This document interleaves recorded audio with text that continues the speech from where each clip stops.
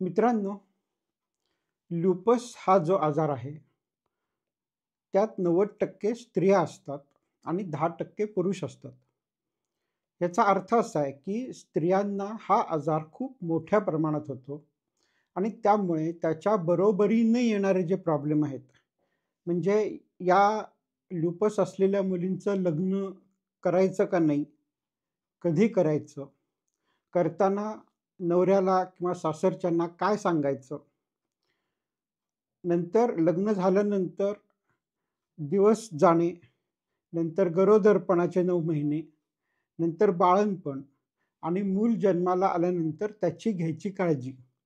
अशा प्रत्येक टप्प्यावरती ल्युपसचा परिणाम होतो. आणि हा कसा होतो, त्याची काळजी कशी घ्यायची आणि ज्या स्त्रियांना किंवा मुलींना ल्युपस आहे, त्यांचं लग्न होण्यापासून त्यांना सुदृढ बाळ होईपर्यंतचा जो प्रवास आहे, त्याची काळजी कशी घ्यायची याच्याविषयी आज आपण बोलणार आहोत. हा विषय सोपा नाहीये. ह्याच्यासाठी बऱ्याच जणांची आपल्याला मदत लागते. म्हणजे एकतर पहिल्यांदा जो कोणी जोडीदार आहे त्याला व्यवस्थित समजावून सांगायला लागतं. त्याची त्याला मान्यता लागते. इथून हा प्रवास सुरू होतो आणि पूर्ण बाळंतपण होऊन व्यवस्थित गुटगुटीत गोंडस बाळ जन्मल्यापर्यंत हा प्रवास चालतो आणि प्रत्येक टप्प्यावरती ल्युपसमुळे ह्यात अडथळे येतात. म्हणजे अडथळ्यांचं काय करायचं? त्याचे काय प्रॉब्लेम्स असतात? ते कशामुळे येतात? ह्याचा आपण आज सविस्तर अभ्यास करणार आहोत, विचार करणार आहोत. आणि तुम्हाला जर काही शंका असतील तर तुम्ही कॉमेंटमध्ये जरूर लिहा. माझा फोन नंबर खाली दिलेला आहे. त्याच्या WhatsAppवरती तुमचे रिपोर्ट्स पाठवू शकता. मग तुम्हाला मी योग्य तो सल्ला देऊ शकेन किंवा ट्रीटमेंट देऊ शकेन. आता आपण लग्नापासून सुरू करूया, की ज्या स्त्रियांना, मुलींना म्हणजे ज्या साधारणतः 15 ते 25 वयादरम्यान आहेत आणि त्यांना ल्युपस झालेला आहे. मग हा ल्युपस 4 वर्ष असेल, 5 वर्ष असेल, 10 वर्ष असेल. त्याची गोळ्या औषधं सुरू आहेत, त्याचे काही त्रास सुरू आहेत आणि मग हे असं असताना लग्न करायचं का नाही? हा मोठा प्रश्न कुटुंबासमोर उभा राहतो. साधारणतः 20च्या आसपास वय झालं, की मग मुलीचं लग्न व्हायला पाहिजे असं घरच्यांना वाटत असतं. परंतु हा आजार असा आहे, की ज्याची सतत काळजी घ्यायला लागते, ज्याला सतत तपासण्या लागतात, डॉक्टरांच्या व्हिजिट्स असतात. त्याचे वेगवेगळे त्रास वेगवेगळ्या टप्प्यावर होत असतात. जेव्हा फ्लेअर म्हणजे तो रोग भडकतो, तेव्हा मग त्याचे त्रास सहन करायला लागतात आणि हे सगळं करण्यासाठी कुटुंबाची खूप मोठ्या प्रमाणात मदत लागते. आता प्रश्न असा आहे, की लग्न झाल्यानंतर हा सगळा सपोर्ट सासरकडनं मिळणार आहे का? हा पहिला मुद्दा. नंतर दुसरं असं आहे, की एसएलई किंवा ल्युपस हा आजार आहे, हे मुलीला लग्नाच्या वेळेस सासरच्यांना सांगायचं का नाही सांगायचं, असं जर तुमच्या मनात असेल, तर इथं व्यवस्थित मी तुम्हाला सांगतो, की ह्याची पूर्णतः कल्पना देणं आवश्यक आहे. कारण प्रॉब्लेम कसा होणार आहे, की जर तुम्ही कल्पना दिली नाही, लग्न झालं आणि नंतर त्रास सुरू झाले, मग काय रॅश असेल, गोळ्या औषधं असतील, खर्च असतील आणि जर सासरच्यांना ह्याची कल्पना नसेल, तर प्रचंड प्रॉब्लेम येणार आहेत. म्हणजे रिलेशनशिपमध्ये प्रॉब्लेम येणार आहेत, इकॉनॉमिक म्हणजे पैशाचे प्रॉब्लेम येणार आहेत आणि ह्याच्यातून हाती काहीही लागणार नाही. त्यामुळे माझं असं तुम्हाला स्पष्ट सांगणं आहे, की ल्युपस असलेल्या मुलीचा लग्नाचा जर तुम्ही विचार करत असाल, तर सासरच्यांना ह्याची यथायोग्य व्यवस्थित कल्पना देणं आवश्यक आहे. मग आता लग्न कधी करायचं? तर माझा सल्ला असा आहे, की जेव्हा लग्न होतं, तेव्हा मग लगेच लोक मागे लागतात, की तुम्ही गोड बातमी कधी देताय? पण प्रॉब्लेम असा आहे, की ल्युपस जर फ्लेअरमध्ये असेल, म्हणजे ल्युपसचा जो त्रास आहे, तो वाढलेल्या पोझिशनमध्ये असेल, तर मग दिवस जाणे आणि बाळंतपण आणि गरोदरपण ह्या सगळ्या स्टेजेसमध्ये प्रचंड प्रॉब्लेम्स येतात आणि बऱ्याच वेळा गर्भधारणा होत नाही. दिवस जात नाहीत. बऱ्याच वेळा ल्युपस असलेल्या स्त्रिया डॉक्टरांकडे जायचं मुख्य कारण असतं, की मूल होत नाहीये. आणि मग त्याची जेव्हा तपासणी करायला लागते, तेव्हा मग ल्युपसचे प्रॉब्लेम समोर येतात आणि मग इथून सगळा कार्यक्रम सुरू होतो. म्हणजे एकदा मुलीचं लग्न झालं, की मग लगेच पुढच्या ज्या अपेक्षा असतात लोकांच्या किंवा इव्हन मुलीच्या स्वतःच्या सुद्धा, की दिवस गेले पाहिजेत, मग बाळ व्हायला पाहिजे, मग पहिलं झाल्यावर 2-3 वर्षांनी दुसरं व्हायला पाहिजे. तर हे जे सगळं आहे, हे ल्युपसमध्ये फार अवघड असतं. ते कसं अवघड आहे, त्यात काय प्रॉब्लेम येतात, हे मी आत्ता व्यवस्थित समजावून सांगतो आहे. फक्त माझं सांगणं एवढं आहे, की लग्न झाल्यानंतर जर हा सगळे लगेच सुरू होणार आहेत किंवा ते सुरू होणं अपेक्षितही आहे. तर कमीत कमी 1 वर्ष ल्युपस शांत व्हायला पाहिजे. म्हणजे ल्युपस फ्री, सिम्प्टम फ्री. म्हणजे तुम्हाला ल्युपसचा काहीही त्रास नाहीये. गोळ्या चालू असताना म्हणजे गोळ्या सुरू ठेवा. त्याच्याबद्दल प्रॉब्लेम नाहीये. पण गोळ्या सुरू असून तरी ल्युपसचा 1 वर्ष काहीही त्रास नाहीये. हा पॉइंट जेव्हा येईल तेव्हा लग्न होऊ दे. कारण नेहमी कसं असतं, की लग्न झाल्यानंतर जेव्हा त्या स्त्रीला मूल हवं असतं, तेव्हा डॉक्टरांचा सल्ला असा असतो, की ल्युपस हा 6 ते 1 वर्ष म्हणजे 6 महिने ते 1 वर्ष सिम्प्टम फ्री म्हणजे काहीही त्रास नाहीये अशा स्टेजमध्ये पाहिजे. त्याच्यामुळे माझं म्हणणं असं आहे, की लग्नाच्या आधीच हा फेज तुम्ही कव्हर करा आणि त्याच्यानंतर लग्न करा. म्हणजे मग पुढच्या स्टेजेसमध्ये प्रॉब्लेम येणार नाहीत किंवा कमी येतील आणि तरीसुद्धा ह्या सगळ्याची कल्पना जोडीदाराला आणि सासरच्या मंडळींना देणं हे फार आवश्यक आहे. आता प्रेग्नन्सीचे ल्युपसवरती काय परिणाम होतात? तर बऱ्याच वेळा ल्युपस हा फ्लेअर अप होतो. फ्लेअर अप म्हणजे त्याचं प्रमाण वाढतं, त्याचा त्रास वाढतो आणि नंतर मग कधीतरी ल्युपसचा त्रास कमी होतो म्हणजे 6व्या-7व्या महिन्यात वगैरे. परंतु सुरुवातीला जेव्हा प्रेग्नन्सी सुरू होते, तेव्हा ल्युपसचा त्रास वाढतो. त्याच्यामुळे आपल्याला त्यावेळेस प्रेग्नन्सी आणि ल्युपस अशा दोन्हीची एकत्र काळजी घ्यावी लागते. आणि जेव्हा दिवस गेले त्या वेळेला जर ल्युपस चालू असेल, फ्लेअरमध्ये असेल किंवा त्या पॉइंटला जर रिनल इन्व्हॉल्वमेंट म्हणजे किडनी जर डॅमेज झालेली असेल किंवा डॅमेज व्हायच्या कंडिशनमध्ये असेल ल्युपसमुळे, तर मग प्रेग्नन्सी फार कॉम्प्लिकेट होऊन जाते. त्याच्यामुळे प्रेग्नन्सी म्हणजे बाळ पाहिजे ह्या पॉइंटला आपण जेव्हा येतो, तेव्हा ह्याचा विचार करायला पाहिजे, की त्या पॉइंटला 2 गोष्टी कमीत कमी असणं आवश्यक आहे, की तुमची किडनी ही व्यवस्थित पाहिजे आणि ल्युपसचा त्रास हा 6 महिने ते 1 वर्ष कमी असलेला पाहिजे. गोळ्या चालू असल्या तरी चालतील. तेव्हा ह्या स्टेजला आपण गरोदरपणाचा विचार करू शकतो. आता हे सगळं सांगायचं मुख्य काय कारण आहे, की जशी ऑलिम्पिकमध्ये अडथळ्याची शर्यत असते, म्हणजे ते धावपटू जे असतात ते पळत असतात आणि मग असे भरपूर अडथळे टाकलेले असतात त्यांच्या मार्गामध्ये. मग एकावरनं उडी मारली की पुन्हा दुसरा येतो, दुसऱ्यावरनं उडी मारली की तिसरा येतो. म्हणजे अशी जी अडथळ्याची शर्यत आहे, तसा प्रकार ल्युपस असताना गरोदरपण आणि बाळंतपण ह्या सगळ्याच्या बाबतीत होतो. आता हे अडथळे कुठल्या-कुठल्या प्रकारचे असतात? तर पहिला अडथळा मोठा असतो, की गर्भधारणा होत नाही, ज्याला आपण इन्फर्टिलिटी म्हणतो. मग त्याच्यानंतर गर्भधारणा झाली, तर मग अबॉर्शन व्हायचं प्रमाण ह्यात खूप मोठ्या प्रमाणात असतं. जर अबॉर्शन नाही झालं, तर मग जे बाळ आहे त्याची वाढ कमी असते. त्याला आपण IUGR intra uterine growth retardation म्हणजे बाळ गर्भात असताना 30 आठवड्याचं जेव्हा वेळ आहे, तेव्हा ते 25 आठवड्याचं दिसतं किंवा 25 आठवड्याचं 20 आठवड्याचं दिसतं. म्हणजे बाळ छोटं असतं. ग्रोथ रिटार्डेशन म्हणतो आपण त्याला. तर हा मोठा पुढचा अडथळा आहे. मग तो आपण पार करून गेलो, तर मग पुन्हा बाळंतपणाच्या वेळेस म्हणजे प्रसूतीच्या वेळेस अ, आईला एक्लाम्पशिया किंवा प्री एक्लाम्पशिया म्हणजे आईचं ब्लड प्रेशर वाढणे, आईच्या किडनीचं डॅमेज होणे, आईला झटके येणे, असे सगळे प्रकार होतात. मग त्याच्यामध्ये बाळाच्या पण जीवाला धोका असतो, आईच्या पण जीवाला धोका असतो. मग हा अडथळा पार करून जर तुम्ही गेलात, तर मग बाळ कमी वजनाचं असणे, बाळाला हार्टचे प्रॉब्लेम्स असणे, हे अडथळे येतात.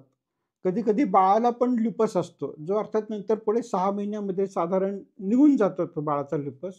परंतु 10% बाळांमध्ये ल्युपस असतो. म्हणजे जन्मल्या-जन्मल्याच बाळाला ल्युपस झालेला असतो.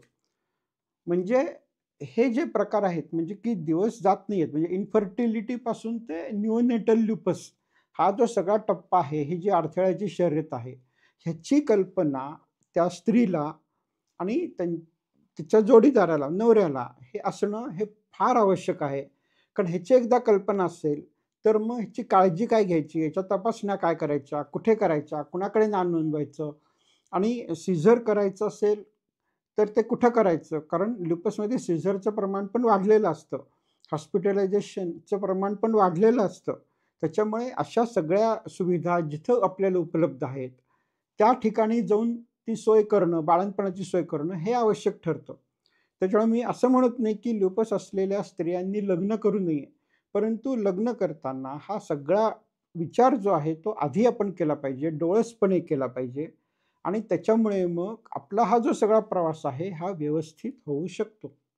जेव्हा स्त्रीचं लग्न झालेलं आहे, तिला ल्युपस आहे, तर त्या पॉइंटला आपल्याकडे 2 चॉईस असतात. एक तर स्त्रीला मूल हवं आहे किंवा नको आहे. जर स्त्रीला मूल नको असेल, तर मग बर्थ कंट्रोल वापरायला लागतात, ज्याच्यामुळे प्रेग्नन्सी राहणार नाही. जर स्त्रीला मूल हवं असेल, तर मग काय करायचं, की ल्युपस पण आहे आणि मूल पण हवंय. तर मग पहिला रूल असा आहे, की 6 महिने ते 1 वर्ष ल्युपस अतिशय आटोक्यात असला पाहिजे आणि किडनी डॅमेज नाही पाहिजे. ह्या दोन्हीपैकी जर काही असेल, तर मग तुम्ही पोस्टपोन करायला पाहिजे. म्हणजे मग काही वेळ वाट पहा, ट्रीटमेंट चालू ठेवा, किडनीचा आजार आटोक्यात येऊ दे, लुपस आटोक्यात येऊ दे आणि मग तुम्ही प्रेग्नन्सीचा विचार करा. त्याच्यामुळे मग बाकीचे पुढचे कॉम्प्लिकेशन्स कमी होतील. मग लुपस असलेल्या स्त्रियांना बऱ्याच प्रकारची औषधं सुरू असतात. त्या औषधांचं काय करायचं? त्यातली काही औषधं ही प्रेग्नन्सीमध्ये चालतात, काही चालत नाहीत. जी चालतात त्याच्यामध्ये हायड्रॉक्सिक्लोरोक्विन हे एक मोठं औषध आहे, जे आपण प्रेग्नन्सीमध्ये चालू ठेवतो. ज्यांना चालू नाहीये त्यांना सुद्धा सुरू करा असं सांगतो, की त्याच्यामुळे बाकीचे जे प्रॉब्लेम्स आहेत, जे eclampsia, low birth weight, premature delivery असे जे प्रॉब्लेम्स आहेत ते कमी येतात हायड्रॉक्सिक्लोरोक्विननी. त्याचबरोबर बऱ्याच वेळा आपण ॲस्पिरिन सुरू करतो. त्याच्यामुळे थ्रॉम्बोएम्बोलिझम म्हणजे शरीरात रक्ताच्या गुठळ्या होऊन बाकीचे कॉम्प्लिकेशन्स होणं, हे प्रकार कमी होतात. नंतर काही प्रकारची औषधं म्हणजे मेथोट्रेक्सेट सारखी पूर्ण बंद करायला लागतात. आता मी इथे प्रत्येक औषध सुरू करा, बंद करा हे काही सांगत बसणार नाहीये. त्या वेळी तुमचे गायनेकॉलॉजिस्ट त्याच्याबद्दल निर्णय घेतील किंवा तुमचे जे ट्रीटिंग डॉक्टर आहेत त्याच्याबद्दल निर्णय घेतील. फक्त एवढंच सांगतो, की काही औषधं चालतात, काही औषधं चालत नाहीत आणि त्याप्रमाणे प्रेग्नन्सी मॅनेज करायला लागते. जर प्रेग्नन्सीमध्ये आपण स्टेरॉइड्स घेणार असू, तर स्टेरॉइडचं प्रमाण खूप कमी ठेवायला लागतं. नाहीतर त्याचा स्त्रीच्या आणि बाळाच्या आरोग्यावरती वाईट परिणाम होऊ शकतो. नंतर दुसरा एक मोठा मुद्दा असतो, की ल्युपस झालेल्या स्त्रियांच्या बाबतीत मासिक पाळीचे प्रॉब्लेम्स पण वाढलेले असतात. आता त्याच्यामध्ये पाळी न येणे, पाळी इर्रेग्युलर येणे, पाळीच्या वेळेस जास्त रक्तस्राव होणे, अशा प्रकारचे प्रॉब्लेम्स हे ल्युपसमध्ये होत असतात. आणि त्याचा परिणाम फर्टिलिटीवर म्हणजे त्याच्यामुळे वंध्यत्व म्हणजे स्त्रीला दिवस जात नाहीत, हे प्रॉब्लेम बऱ्याच वेळा होत असतात. ल्युपस असलेल्या स्त्रीनी जर बाळ पाहिजे असा निर्णय घेतला आणि तिला दिवस गेले, तर मग बाळंतपणामध्ये किंवा प्रेग्नन्सीमध्ये स्त्रीच्या आरोग्याला आणि जीवाला पण धोका आहे असे काही प्रॉब्लेम असतात. ज्याला आपण प्री-एक्लॅम्प्शिया आणि एक्लॅम्प्शिया असं म्हणतो. त्याच्यामध्ये ब्लड प्रेशर खूप मोठ्या प्रमाणात वाढतं. ब्लड प्रेशर वाढल्यामुळे डोक्यातली नस फुटून स्ट्रोक बसायचा कार्यक्रम जास्त प्रमाणात होतो. किडनी डॅमेज व्हायचा प्रकार असतो आणि झटके येतात आणि ह्या सगळ्यामुळे स्त्रीच्या जीवाला धोका असतो आणि साधारणतः 5 ते 10% मृत्यू होऊ शकतात. त्याच्यामुळे ज्या स्त्रीला ल्युपस आहे आणि तो ॲक्टिव्ह आहे, म्हणजे ल्युपसचे त्रास होत आहेत ॲक्चुअल, तेव्हा मूल व्हायचं का नाही, ह्याचा निर्णय हा खूप विचार करून डॉक्टरांच्या सल्ल्यानी आणि सगळ्यांच्या सहमतीने घेणं आवश्यक असतं. तर थोडक्यात सांगायचं, तर ज्या स्त्रीला ल्युपस आहे आणि लग्न झालेलं नाहीये, असं असेल तर मग ल्युपस कंट्रोलमध्ये आल्यानंतरच लग्न होऊ दे.